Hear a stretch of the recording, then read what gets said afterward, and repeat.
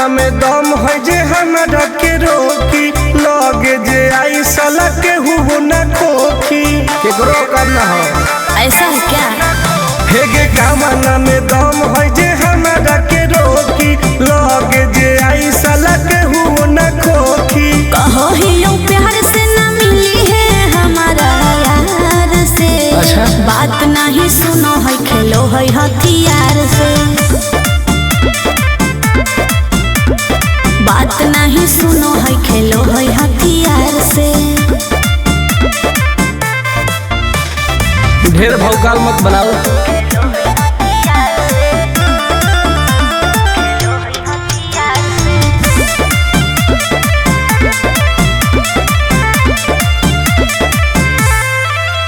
Power हो जाई तो सीज रे अरे अलगे हई ऊ चीज रे।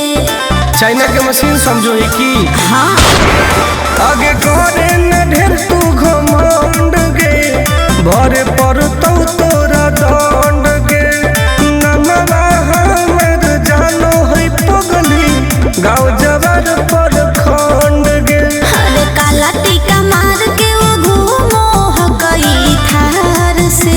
तब? बात नहीं सुनो है खेलो है हथियार से। बात नहीं सुनो है खेलो है हथियार से। डर ना होगे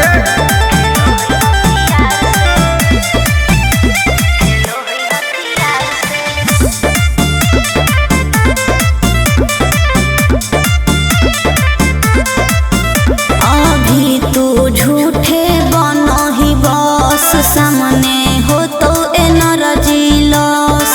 रह दे अच्छा सुन बोल। आगे चलता न कोनो के जोर गे सगर हो गए हमरे सोर गे टुन टुन आनंद पराकाश के चलती चलो है चारों ओर गे दिमागो कर तेज चलो है तलवार से।